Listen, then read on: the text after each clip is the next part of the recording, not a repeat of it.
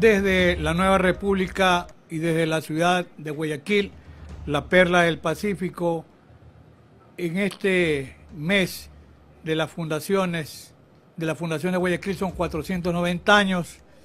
Soy Alfonso Zambrano Pasquel y en la nueva república, de la cual soy fundador y director, tenemos este segmento, el Foro Latinoamericano de Política Criminal, donde hemos contado con importantes juristas, invitados, amigos sin duda, y hoy se prenden las luces en su máxima intensidad aquí, en la Nueva República y en este foro, para recibir a un queridísimo amigo, el profesor argentino Andrés Harfuch.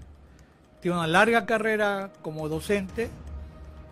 Además, Andrés algún momento estuvo en Ecuador hace 30 años, algo más, cuando vino muy joven para darnos asesoría en la estructuración de la defensa pública. Él es profesor de la Universidad de Buenos Aires en las materias de Derecho Penal, Procesal Penal, de Política Criminal o temas de ejecución penitenciaria, para hablar con propiedad.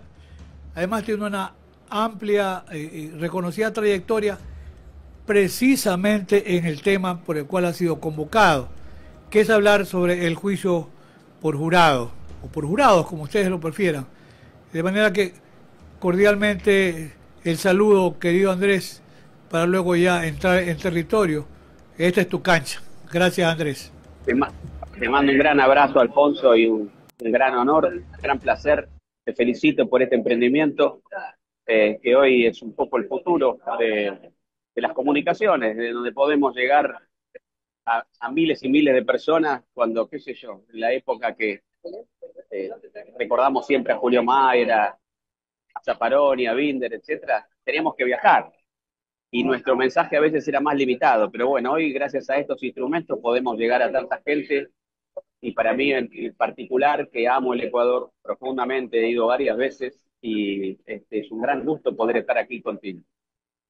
Andrés, voy a hacer alguna nota introductoria sobre el sistema del juicio por jurado, para que quienes nos puedan ver después y ojalá participen de la discusión y el debate, y luego te diré por qué.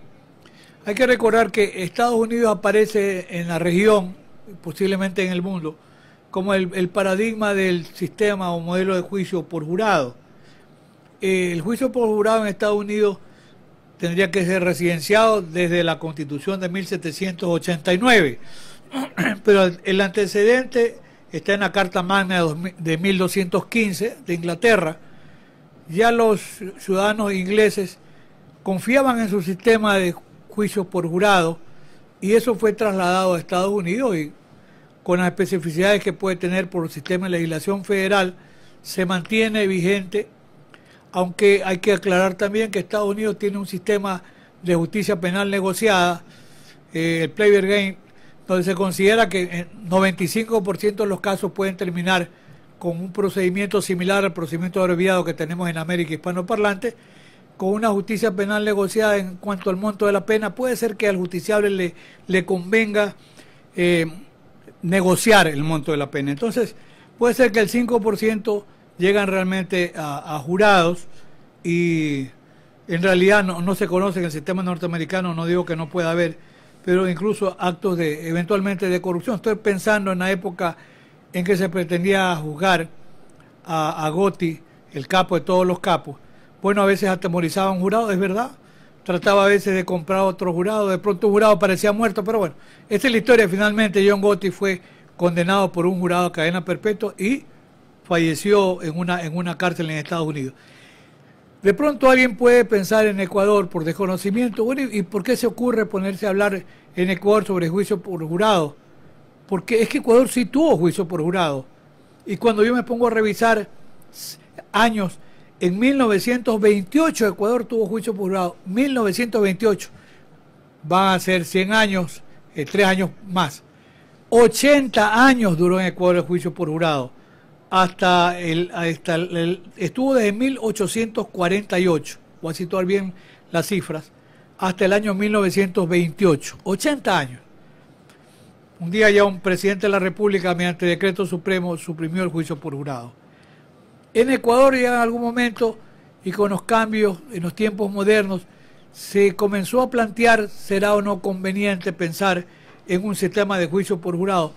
Y tema que hoy puede cobrar una mayor actualidad porque sí, hemos vivido lamentablemente un proceso de corrupción y de impunidad que están a la vista. No nos estoy inventando nada. ¿Acaso Metástasis, Purga, Plaga?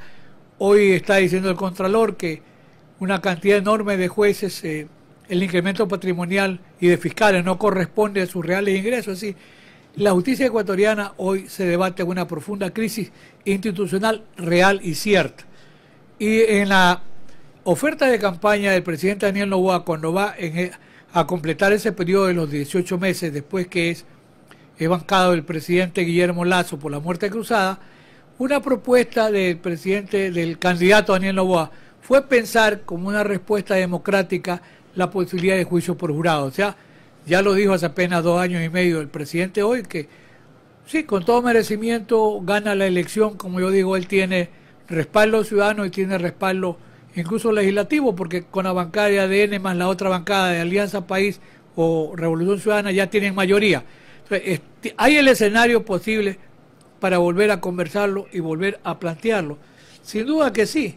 Y estaba también mirando notas, yo sigo de cerca el proceso en Argentina, digo el proceso moderno, porque el juicio por jurado en Argentina debe remontarse a la Constitución Nacional de 1853, 1853, donde ya se hablaba del tema de juicio por jurado, que luego está en el Código Procesal Penal Federal, y en Argentina se ha ido poco a poco implementando por el sistema de legislación federal. Y el acierto de haberte convocado, querido Andrés, es porque tú eres uno de los baluartes tanto en la discusión de los proyectos de legislación, como no solo en lo que pasa en Argentina, sino en Buenos Aires, el resto del país, al igual que en su momento también lo hace Alberto Binder. Pero empecemos por allí, vamos a los tiempos modernos, de cuando comenzó a discutirse y cómo se ha ido implementando este importante segmento de la justicia, que es hablar de juicio por jurado. Veamos las conveniencias, quienes dicen que no conviene porque puede ser influenciable, no están preparados, etcétera, etcétera. Así que en términos futbolísticos queda la bola en tu cancha, querido Andrés. Gracias, Alfonso. Bueno, primero decirte que el INESIP es la organización en la que pertenezco y que ha participado y participa en todos los procesos de reforma después de las dictaduras militares de los años 80 en América Latina. Siempre ha tenido como bandera histórica el ideal de los padres fundadores de nuestra república, que siempre fue el juicio por jurado. ¿Por qué razón? Hay que preguntarse, siempre estuvo el jurado en las constituciones de Argentina, de Ecuador, de Colombia, de Bolivia, de Chile, de Uruguay. Siempre estuvo. Y la razón es muy sencilla. Y era tan vigente en aquella época como lo es hoy. No existe ningún tribunal más independiente e imparcial que el jurado. Parece muy fuerte que yo diga algo así, pero si nosotros lo comparamos con la experiencia que estamos teniendo en América Latina con la justicia técnica, la verdad cae por su propio peso. En Argentina, el jurado avanzó, nunca se implementó, tuvo con letra muerta la Constitución durante 160 años. Pero el desprestigio de la judicatura argentina fue tan inmenso. Nadie en este país creía en los jueces, pero nadie. Y eso no puede ser en una república. ¿Cómo vas a tener un poder, uno de los 3 poderes del Estado más importantes, en la que tenía índice de confianza peores que los barra brava del fútbol o de las policías? Entonces, eso ya era insostenible, y más allá de que siempre hubo gente en este país que luchó denodadamente por cumplir con la Constitución Nacional e implementar el jurado, lo cierto es que en Argentina ya desde los últimos, en un periodo de una velocidad que sorprendió a todo el mundo, inclusive a nosotros, desde el año 2014 hasta hoy, 11 años, tenemos ya la mitad del país con las provincias con juicio por jurado. Hemos hecho más de 1000 juicios por jurados y con un resultado extraordinario. Y no ha habido un solo escándalo. Y la gente empieza a percibir poco a poco, porque acá no hay magia, cuáles son las ventajas inestimables de tener gente común y corriente, un obrero, un empleado, un ama de casa, un empresario, una persona joven, una persona de mediana edad, una persona grande, una persona de diversa religión, de diversa identidad sexual, en fin, todo el crisol de lo que significa el pueblo, que da sus veredictos sin pensar en si lo van a ascender a juez de la corte, a camarista, o si al día siguiente lo van a echar por el fallo que va a dar, o si está especulando con alguna otra cuestión, o si está directamente extorsionado por un político que está diciendo yo quiero que en este caso vos sacas tal cosa, tal cosa. Los jurados no hacen esto en ninguna parte del mundo. Por lo tanto, su independencia frente al caso es tan inmensa que hacen lo que hay que hacer. Y por eso es que los constituyentes originarios, ecuatorianos, argentinos, bolivianos, colombianos, venezolanos, todos pusieron al jurado porque es un sujeto incontrolable para el poder, en su independencia y en su imparcialidad. Y porque además está rodeado de un montón de garantías. El jurado en Argentina, afortunadamente, se está consolidando sobre bases muy firmes. Eh, es decir, hay un jurado de 12 personas, no de 3, como era la experiencia colombiana, o de 7, como la experiencia panameña, o de El Salvador o Nicaragua, que son jurados muy débiles. Nicaragua es de 4. No, no, 12 jurados que tienen que dar un veredicto por unanimidad, tanto para condenar como para absolver. Y eso borra cualquier tipo de duda. Y en caso de que no se llegue a la unanimidad, se puede hacer el juicio una vez más ante otro jurado. Entonces, y esas características, hoy en la Argentina, la población las empezó a adoptar porque está viendo que los veredictos de los jurados son absolutamente razonables, prudentes, soluciones justas frente al conflicto. Y lo más importante, los medios al día siguiente nos sale una sola línea de crítica, que si esa misma decisión la está tomando un juez profesional o 3 jueces profesionales, bueno, no sé, o incendiarían las calles, o tomarían el Palacio de Justicia, o le pedirían un jury de enjuiciamiento. Entonces, yo creo que Argentina en estos momentos en América Latina está demostrando que perfectamente posible en un país del mismo entorno cultural que compartimos con Ecuador, esto es un país heredero de la tradición colonial hispánica, un país que heredó la tradición de la Inquisición, que tiene los mismos problemas con la escritura, con la falta de oralidad, con los problemas para hacer las audiencias. Es posible implementar un jurado clásico de primer nivel mundial en un país como el nuestro.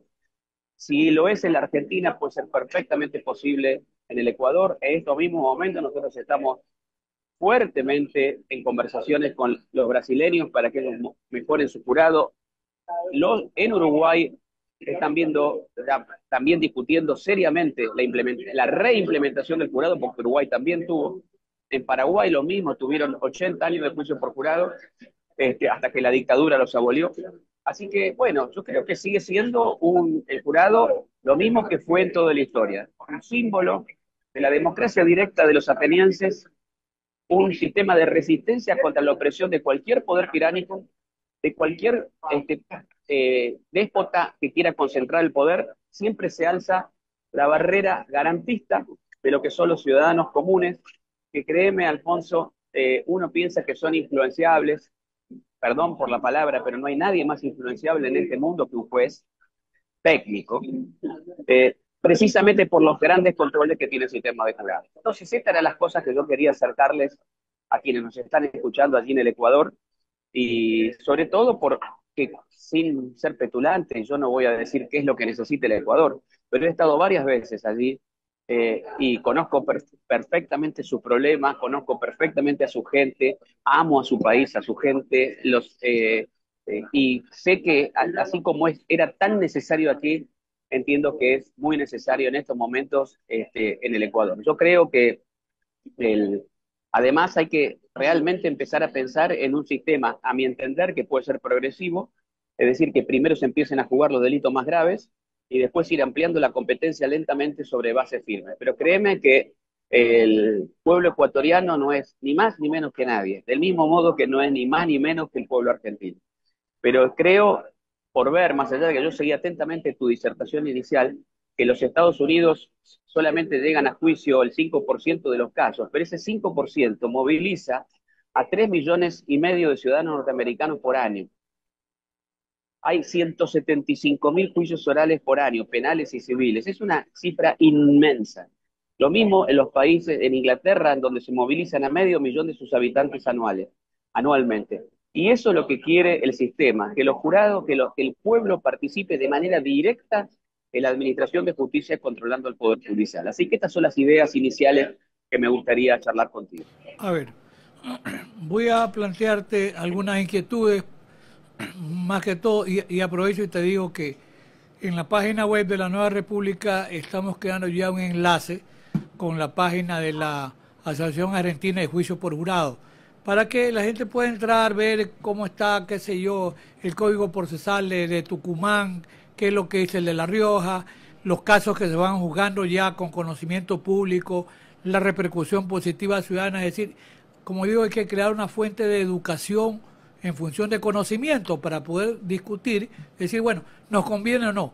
Yo tengo algunas inquietudes, más que todo para conocimiento de quienes pueden ver y decir, oiga, pero esto es tan nuevo, ¿no? Ya dijimos que no es tan nuevo en Ecuador, pero, a ver, la primera inquietud, ya explicaste que son 12 miembros de jurado, el jurado el modelo que tú defiendes, tiene que haber unanimidad. O se dice que es culpable, culpable. Si hay en disidencia, tiene que haber unanimidad, no puede haber disidencia y tendría que haber derecho a un nuevo juicio. Entonces, la primera inquietud es, ¿de dónde se escogen estos jueces? Primero.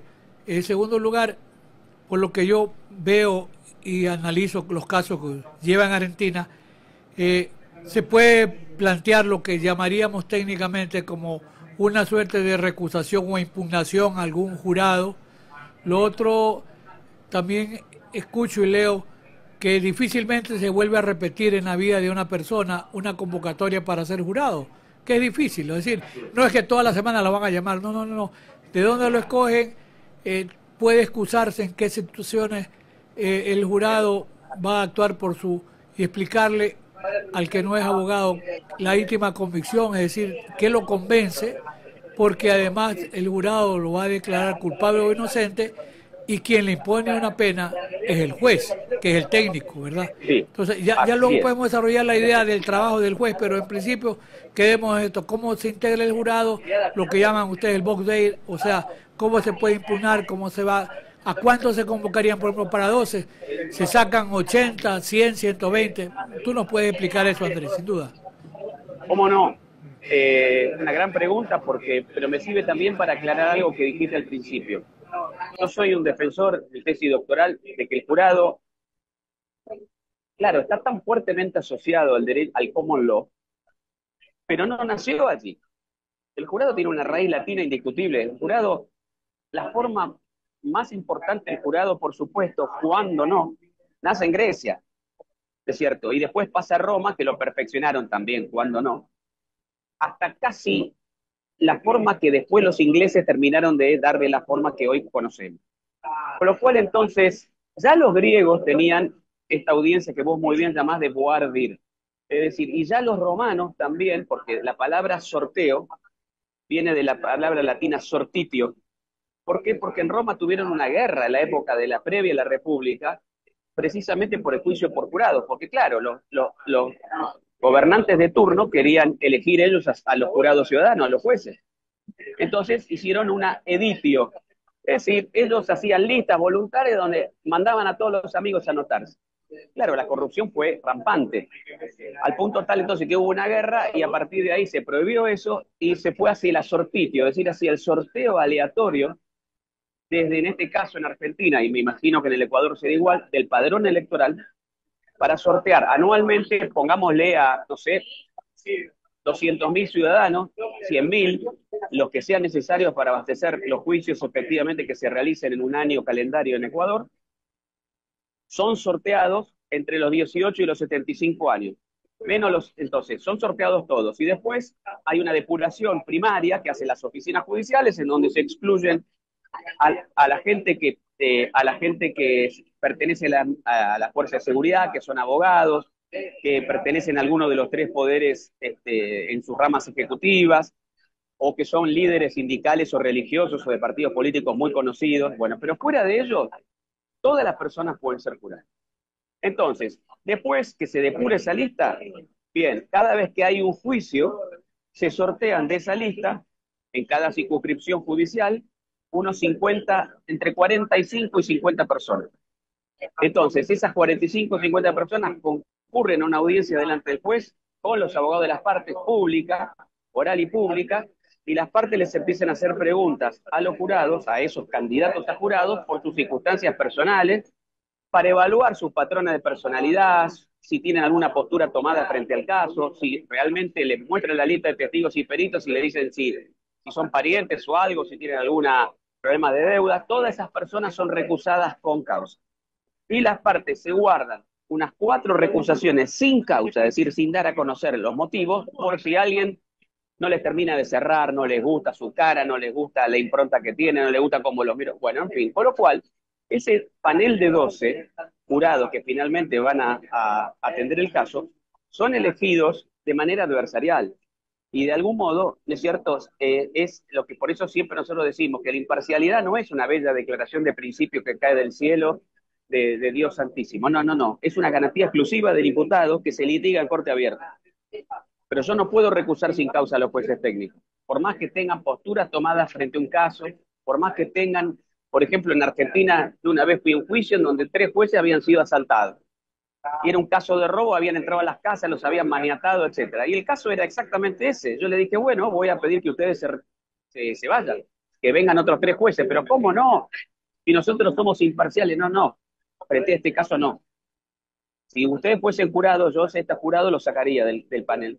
Pero con los jueces técnicos no se puede. Bueno, en fin. Entonces, explica un poco la superioridad del sistema de jurado. Creo que tiene tantos controles el jurado, y por eso tu pregunta es importante, porque una de las garantías precisamente que tiene, y una de las grandes razones por las cuales el pueblo confía en los veredictos, es porque son las propias partes quienes contribuyen a formar la integración de ese panel de 12.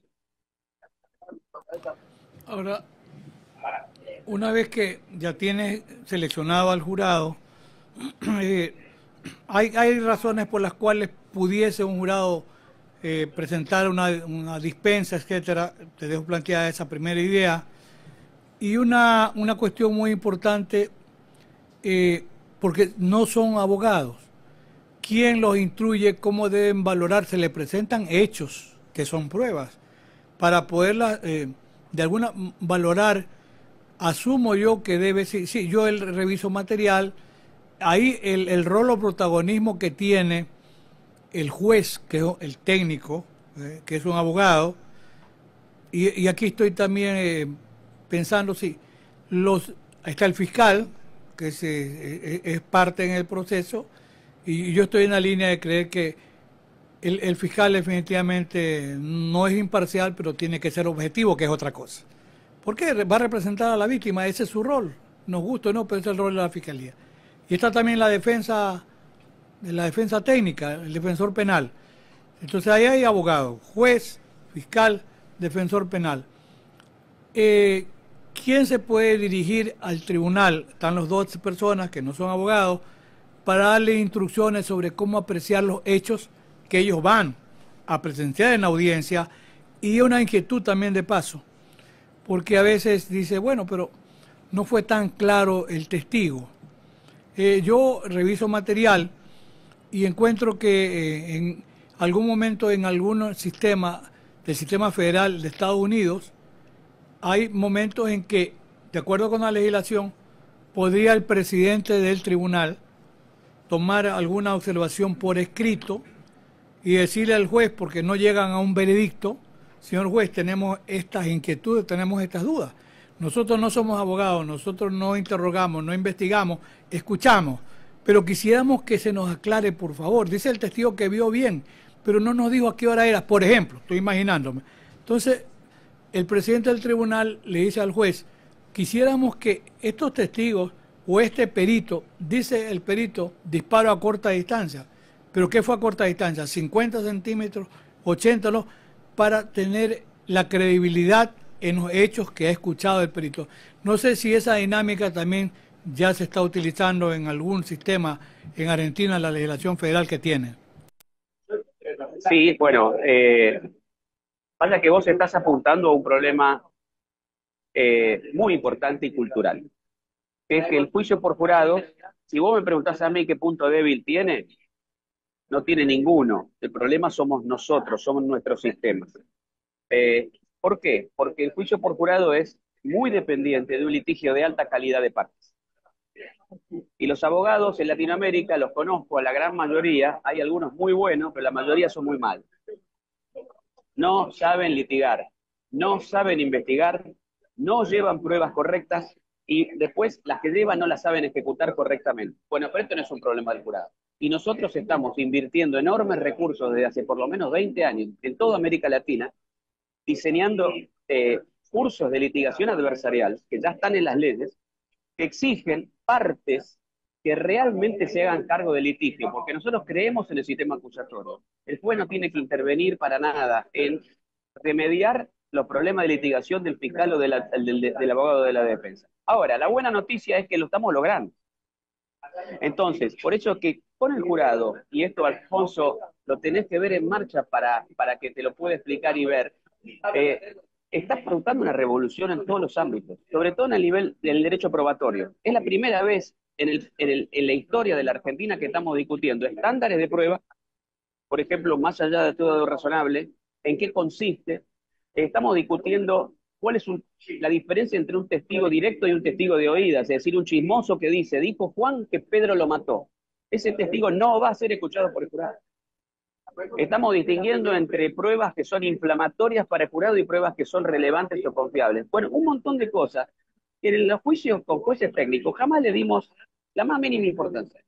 Entonces, por supuesto que el nivel de un juicio por jurado, hablo del juicio, es tan enorme que hace que ese jurado lego que vos decís, por supuesto después viene un momento central en donde antes, es decir, después de los alegatos de las partes, el juez va a estar como mínimo una hora instruyendo al jurado explicándole el derecho probatorio aplicable al caso, el derecho constitucional aplicable al caso y el derecho penal aplicable al caso, y explicándole al jurado, diciéndole cómo se debe confeccionar el formulario de veredicto que sea litigado con las partes. Pero todas esas instrucciones han sido litigadas previamente con las partes que han hecho sus objeciones, sus protestas, etcétera, y ahí después va a estar la base de los recursos. Pero por eso está muy bien tu pregunta, porque el jurado no es abandonar el veredicto a que los jurados hagan no.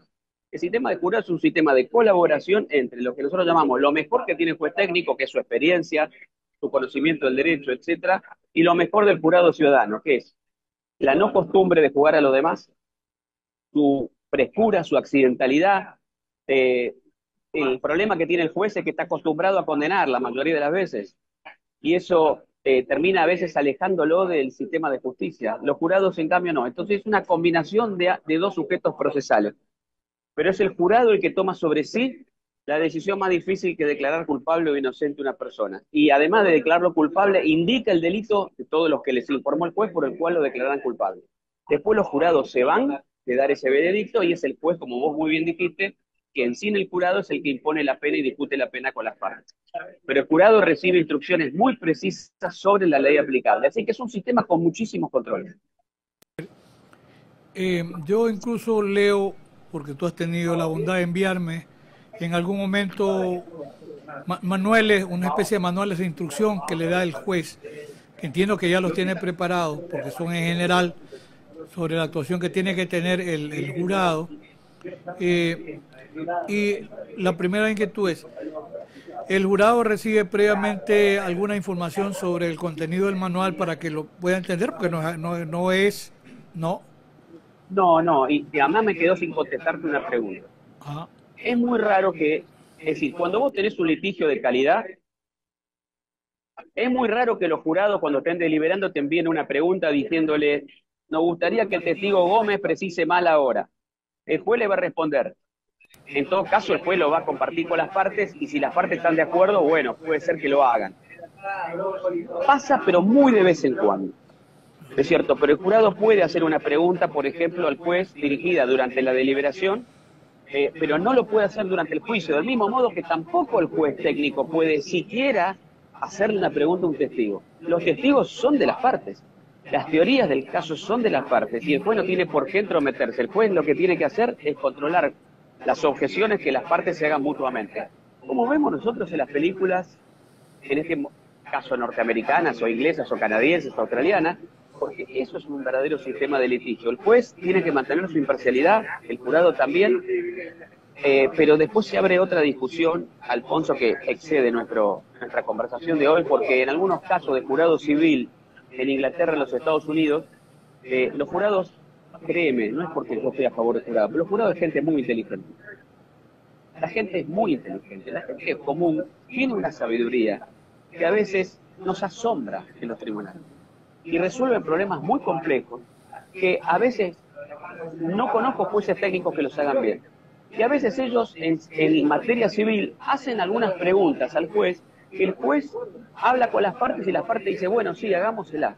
Pero es en materia civil, en materia penal no.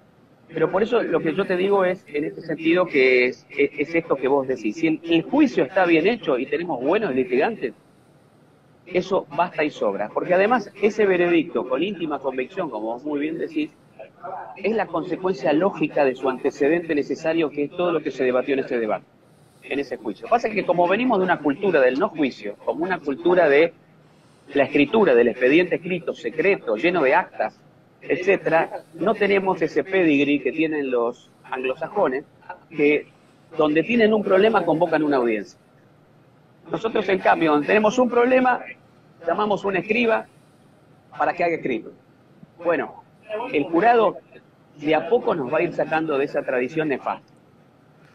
Ahora, voy a recordar que incluso en Estados Unidos hay la tendencia también de las reclamaciones o litigios civiles llevarlos al sistema de jurados. Y es importante, yo he visto casos, por ejemplo, contaminación, que es formidable, de ríos, ¿verdad? Eso va contra la persona jurídica y le van a reclamar y si gana el caso van a indemnizar a la comunidad con un sistema de juicio por jurado. Yo recordaba en las lecciones, claro, sin duda que el profesor Michel Tarufo es un gran procesalista, pero no solamente en el ámbito civil. Él para el tema de la valoración de la prueba, yo recuerdo, él decía, bueno, en un sistema como el norteamericano, decía, en un caso civil, le puede bastar al tribunal como que un 60%, a ver por qué lado se inclina. Pero en lo penal tiene que ser mucho más riguroso. Está en juego la libertad y a veces la vida. Entonces yo recuerdo que Tarufo decía ahí 90, 95% para llegar, tener la certeza. Entonces, ¿cómo se maneja o cómo entiende el tribunal, por ejemplo, este concepto de tiene que haber prueba más allá de toda duda razonable, que a veces no lo entienden ni los abogados siquiera, por falta de conocimiento y de estudio? Ajá. Pero los jurados sí los entienden. Y los jurados entienden y tienen una... Las diferencias son importantes, porque nosotros además, Alfonso, sabe lo siguiente, en Argentina no solamente implementamos el jurado por ley y lo estamos practicando, etcétera, sino que también tomamos algo innovador de las ciencias sociales de los países del Common Law, que desde hace 60 años están investigando con el método de las ciencias sociales de manera empírica a los jurados, mediante el método de encuestas. Entonces, el jurado no es un fenómeno de abogados, el jurado también es un fenómeno de psicólogos, de sociólogos, de encuestadores, de politólogos, que están produciendo una data empírica impresionante. Los más famosos fueron Harry Calven y Seisel en los años 50, que después publicaron su famosa obra que vos conocés muy bien, que se llama El Jurado Americano, en donde descubrieron que el índice de coincidencias entre veredicto de jurado y veredicto de juez es del 78%. Es decir, estas personas encuestaron a 5.000 jueces en 5.000 juicios y jurados y fiscales y defensores, y uno de los métodos era este. El jurado se retiraba a deliberar y entonces ahí le preguntaban al juez, ¿qué veredicto daría usted? Y después lo cotejaban con el veredicto que efectivamente rendía el jurado. Bueno, desde los años 60 se mantiene inalterable en los países del Common Law esta cifra. 78% de las veces jurados y jueces coinciden. Pero en el 22% que no, los jurados tienden a absolver más que los jueces. ¿Por qué? Porque su punto de entrada al estándar de prueba más allá de toda razonable es mucho más alto que la que tiene el juez técnico. Entonces, Y esto tiene muchas razones que son fascinantes, porque viene desde la época medieval, inclusive antes, que los jurados, no te olvides que los jurados medievales ingleses eran profundamente católicos, y juzgar a alguien y condenarlo a la horca sin pruebas era comprarte una mansión en el infierno. Entonces, el principio de duda razonable en realidad comenzó como una especie de norma de consuelo moral para ayudar a los jurados a condenar, pero después mutó modernamente hacia una garantía constitucional de inocencia, diciéndole, miren, si el fiscal no les prueba, más allá de toda duda razonable, con un nivel casi cercano a la certeza, ustedes tienen que absolver. Eso les resuena a los jurados de modo muy diferente que a los jueces técnicos, pero en la inmensa mayoría de los casos coinciden. Ahora, el jurado entiende perfectamente, lo entiende perfectamente porque las explicaciones ahora son mucho más claras. Es decir, que el juez le va a decir en las instrucciones, ya que estamos vinculados ahora al link de la página web nuestra, ustedes van a ver ahí que hay instrucciones reales impartidas por jueces norteamericanos en YouTube, que nosotros las tenemos dentro de la, así, como primera vista, en donde le explica el principio de más allá de toda duda razonable y le dice algo que vos dijiste. No es que simplemente es una cuestión subjetiva que yo me convenzo después de escuchar las pruebas. Eso existe y existe tanto en el juez como en el jurado. Sin embargo, el juez le va a decir al jurado, la duda razonable la tienen que encontrar en tres lugares: la falta de pruebas, la contradictoriedad de las pruebas o la debilidad de las pruebas. Y las pruebas es algo sí mensurable, objetivo, concreto, que traen las partes y que yo después, en revisión, en caso de una condena, yo puedo cotejar si con estas pruebas realmente cualquier jurado razonable podría haber llegado a la misma solución. Con lo cual entonces ahora es un estándar mucho más objetivo y controlable en revisión que te permite decir, por supuesto, cuándo va a haber prueba razonable o no en un caso concreto. Claro, nunca va a haber una definición precisa o exacta, pero se abandonó ya ese concepto de certeza moral, que era un principio de convencimiento meramente subjetivo, que sí existe, reitero, pero ahora lo han objetivado en precisamente el derecho probatorio, que es donde corresponde, donde debe estar. Ahora, por lo que leo y reviso ya en Argentina, la tendencia hacia el sistema de jurados ya va al ámbito civil, entiendo al ámbito laboral, poco a poco va avanzando, y entiendo que es porque la ciudadanía llega al convencimiento de que le asegura una mejor justicia si hay un sistema de jurados en reclamaciones civiles y en reclamaciones de orden laboral. Y lo otro interesante también es cómo se maneja la dinámica de los recursos, porque no hay un juez infalible. Entonces, de la sentencia que emite el tribunal, yo recuerdo bien las sabias expresiones de, sin duda, de Julio Mayer. Y Julio me decía, mira, cuando un tribunal y con un jurado declara a un ciudadano, ratifica su estado de inocencia, ya no debe haber más recursos. Ya el Estado lo agotó. Ya un jurado resolvió, estuvo la prueba, la discutió y dijo inocente. Ya no debe ver a Alfonso, porque eso es el non bis in idem, de volver a juzgarlo sobre lo mismo. Es lo que me comentaba Julio, entiendo que tú estás en la misma línea. Entonces, de una sentencia absolutoria no hay recurso en Argentina, o en alguna legislación no hay. No hay ningún recurso. Salvo en los únicos casos que inclusive son admitidos en el common law, que lo que nosotros llamamos cosa jugada írrita, es decir, cuando se comprueba fehacientemente el acusador, que por ejemplo el abogado de la defensa o el imputado, no sé, extorsionaron a los testigos o a los jurados, o coimearon al juez, es decir, o intervinieron en actividades corruptas, porque ahí directamente no hay riesgo, no hay jeopardy, pero es el único caso. Fuera de eso, si el jurado, por unanimidad, te aclaro, declara no culpable a la persona, esa persona se va caminando si está presa de la sala de juicio. Es libre. Entonces, en la Argentina está así, y es una de las normas que estamos sosteniendo y que la jurisprudencia las ha ratificado para nuestro gran beneplácito, porque además es la letra expresa de los factos. Es decir, el recurso es una garantía constitucional exclusiva de la persona declarada culpable, de nadie más.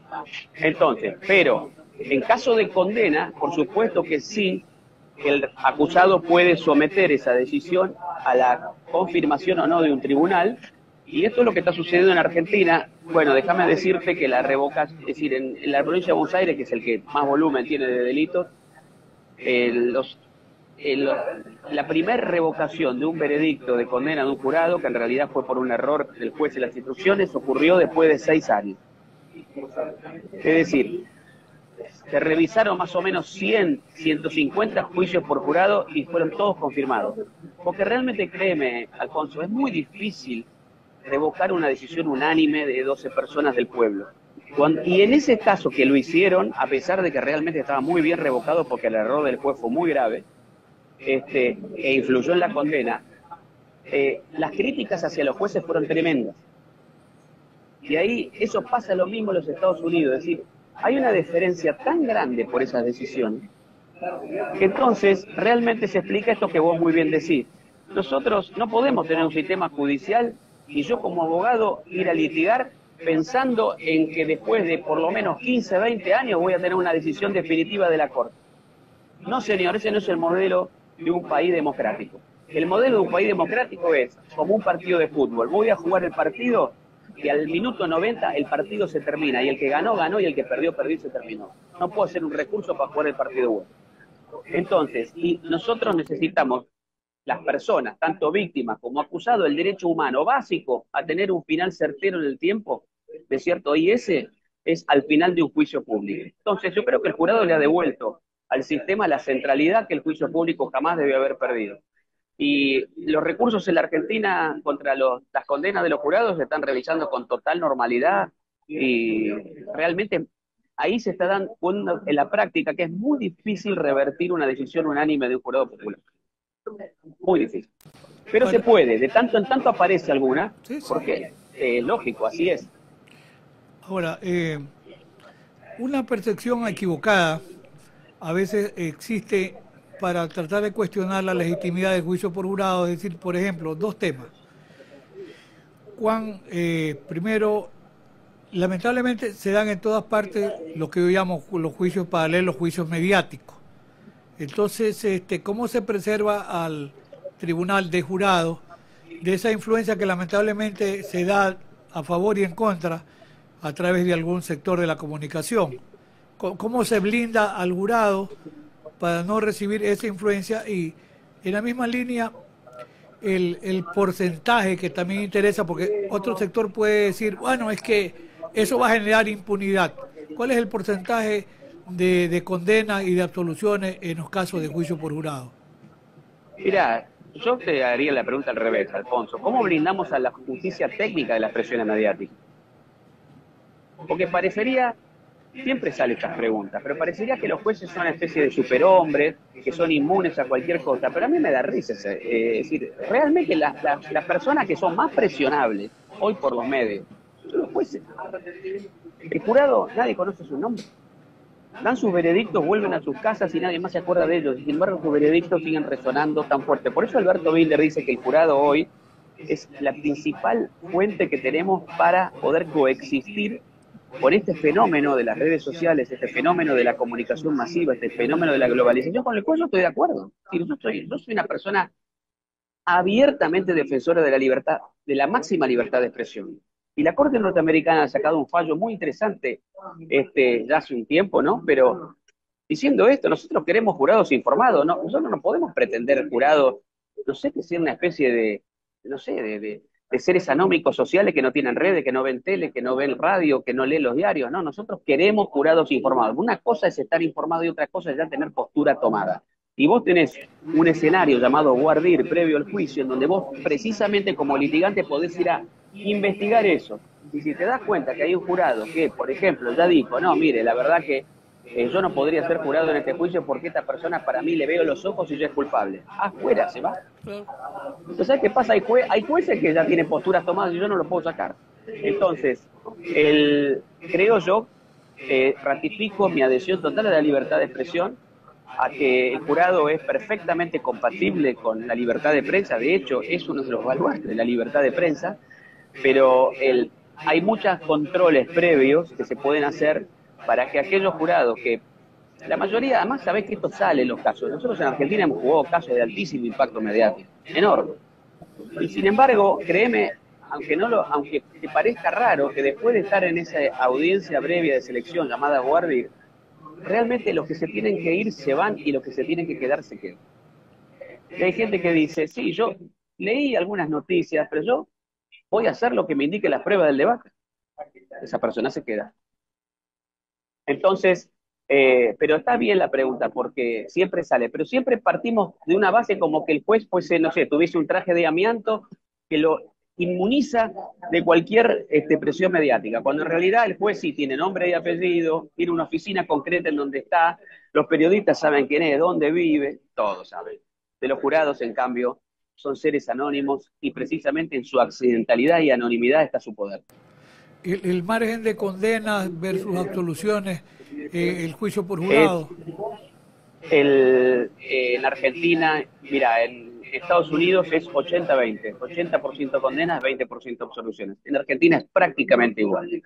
Vos fijate que países que recientemente recuperaron el jurado, como Japón y Rusia, lo hicieron porque en Japón y en Rusia, a pesar de ser países, uno que viene de la experiencia del comunismo, y Japón que venía de la experiencia imperial, pero bueno, no es un país que experimentó con el comunismo, pero ambos tienen un punto en común, que es algo bastante frecuente en esa zona, que es que a vos te acusa un fiscal y en el 99,8% de los casos ya estás condenado.